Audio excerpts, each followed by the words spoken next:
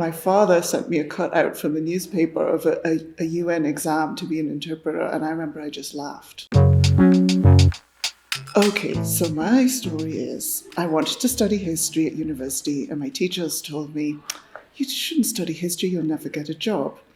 Gillian, you should study languages, you're very good at languages. And I thought, okay. And then they said, but don't do literature, you should do something a bit more vocational. And that was before internet existed, and you had to send away to universities to get their booklets. So I got all these booklets, and I went, oh, there's something called interpreting and translating. That sounds really interesting. I think I'll apply for those degrees. And my teachers told me, oh, they'll never take people like you. I did get into university to study interpreting and translating. It was Heriot Watt University in Edinburgh.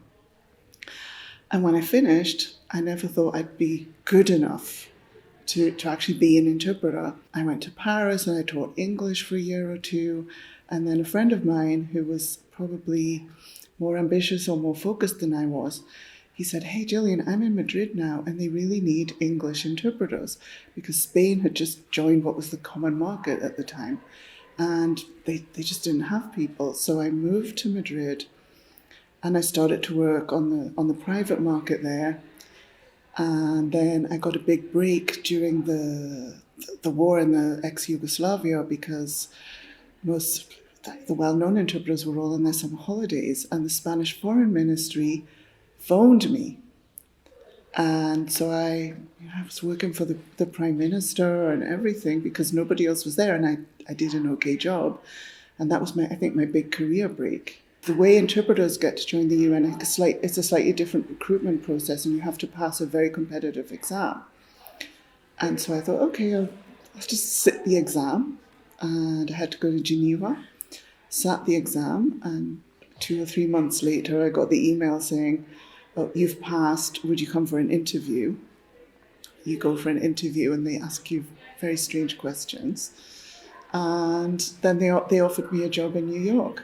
The thrill of the General Assembly, and you just see all these world leaders walking around, and then you actually get to interpret them.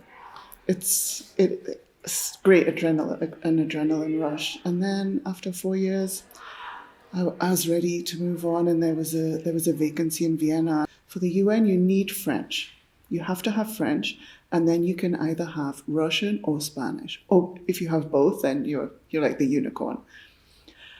So basically, you do an undergraduate degree and then ideally spend 2 or 3 years in the countries whose languages you speak, maybe teaching English, or quite a lot of people work as translators for consultancy firms.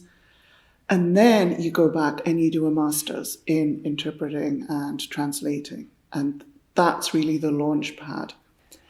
And I would like to tell people that I didn't leave the UK until I was 18. My family wasn't that well off. I went to a comprehensive school. I studied French and Spanish at school, and then I went to France when I was 18 to be an au pair. And I made it as an interpreter, and you can make it.